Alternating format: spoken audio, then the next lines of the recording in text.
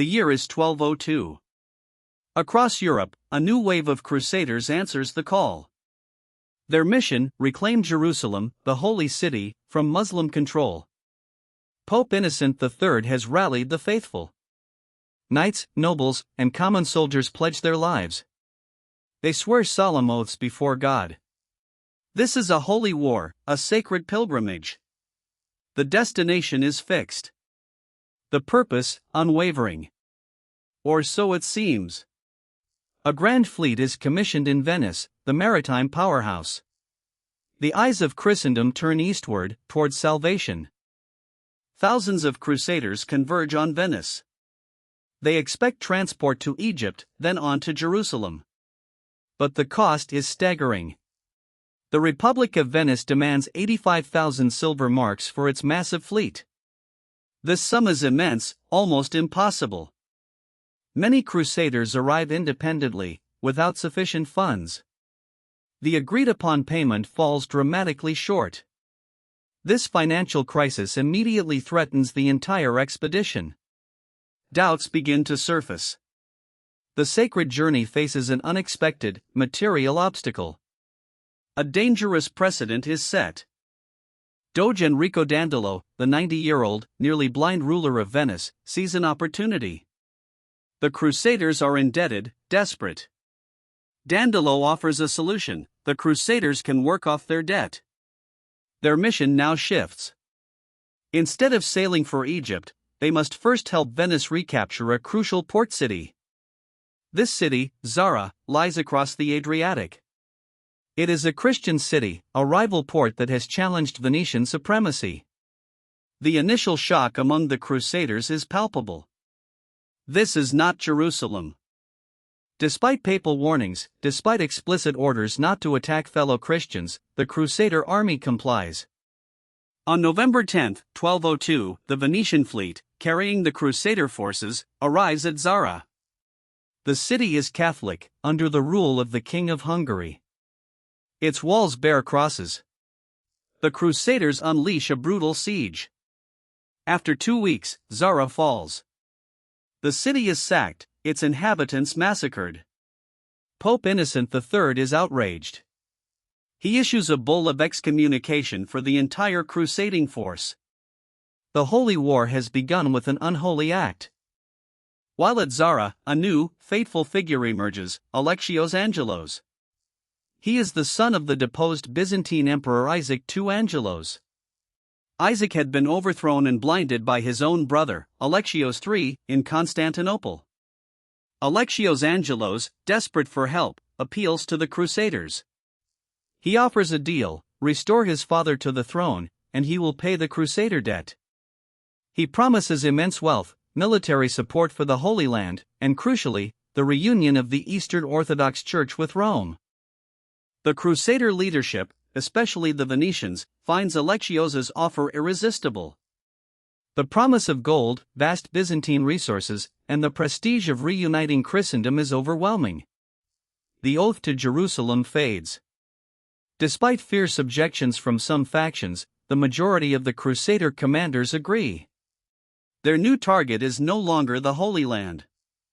It is Constantinople, the capital of the Christian Byzantine Empire. This is a dramatic and profound deviation. The sacred mission is now tainted by naked ambition and a thirst for wealth. In April 1203, the Crusader fleet set sail from Zara. Their destination is now undeniably Constantinople. The ships are crammed with soldiers, equipment, and a sense of uneasy anticipation. Many ordinary Crusaders are horrified. They had sworn an oath to fight Muslims, not fellow Christians. But the commanders, swayed by Dandolo and Alexios IV, maintain control. This journey marks an irreversible turning point. The betrayal of faith is now manifest, sailing across the Aegean Sea, toward the greatest city in the Christian world. It is an act of profound irony. As the fleet approaches, the Crusaders behold Constantinople. It is unlike anything they have ever seen. The city of Constantine, a metropolis of unimaginable wealth, gilded domes, towering walls. It is a beacon of Orthodox Christianity, the new Rome. For centuries, it stood as Europe's shield against invaders from the east. Its grandeur inspires awe, but also avarice. This site, intended to fill them with reverence, now fuels a different hunger. A city built by faith, now threatened by those who claim to share it. In July 1203, the Crusaders launched their first assault on Constantinople. They focus on the weaker sea walls along the Golden Horn. Byzantine defenders, caught off guard by the attack from fellow Christians, mount a desperate resistance. Doge Dandolo, personally leading the charge, plants the Venetian banner on the walls. The fighting is fierce, but the numerical superiority and shock tactics of the Crusaders prevail. Emperor Alexios III flees the city in panic, taking what gold he can. Isaac II is freed from prison and restored to the throne. Isaac II is back on the throne, with his son Alexios IV as co-emperor. The Crusaders have achieved their immediate goal. They encamp outside the city, awaiting their promised payment. But the Byzantine treasury is empty. Alexios IV struggles to fulfill his vast promises. He alienates the populace by levying heavy taxes and confiscating church treasures. The citizens of Constantinople resent these Latin saviors and their puppet emperors. Tensions simmer, threatening to erupt into open conflict. The facade of an alliance crumbles swiftly. Months pass. The Crusaders' patience wears thin. Their demands for payment intensify. Alexios IV's inability to pay creates a deadly impasse. Skirmishes break out between Crusaders and Byzantine citizens. In January 1204, anti-Latin riots sweep through Constantinople. The people depose Alexios IV, electing a new emperor, Mortzuflos, who takes the name Alexios V. He openly defies the Crusaders. Alexios IV is imprisoned and later executed. The Crusaders are now locked out, their payment gone. Their allies are now their declared enemies. The stage is set. With Alexios IV dead and no hope of payment, the Crusader leaders make a horrifying decision. They will take Constantinople by force. They signed the Pact of Partition, agreeing to divide the Byzantine Empire among themselves after its conquest. A Latin emperor will be chosen, along with a Latin patriarch. This document explicitly outlines the systematic dismantling of the Byzantine state. There is no longer any pretense of restoring order or reuniting the churches. Only conquest. Only plunder. The betrayal is now absolute. On April 9, 1204, the Crusaders launched their final, brutal assault. The attack is relentless. The city's defenders, demoralized and outnumbered, fight valiantly but are overwhelmed. 3 days later, on April 12, the Crusaders breach the walls. They pour into Constantinople. What follows is a scene of unimaginable horror. The sacred capital of the Byzantine Empire falls, not to infidels, but to those who wore the cross. The shockwaves reverberate across the entire Christian world. The ultimate holy betrayal is complete. For 3 days, Constantinople endures a savage sack. Churches are desecrated. Monasteries, libraries, palaces are looted without mercy.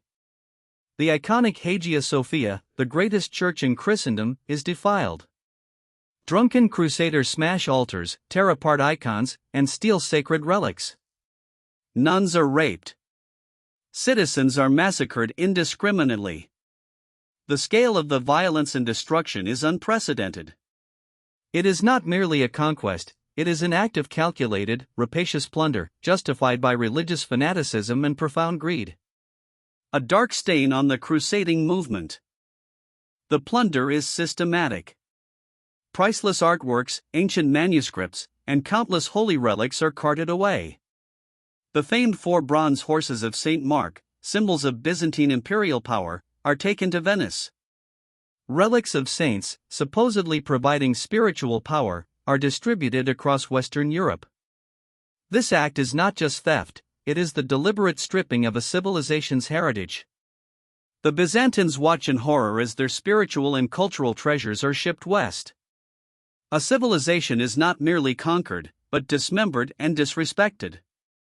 In the ruins of the Byzantine Empire, the Crusaders established the Latin Empire of Constantinople.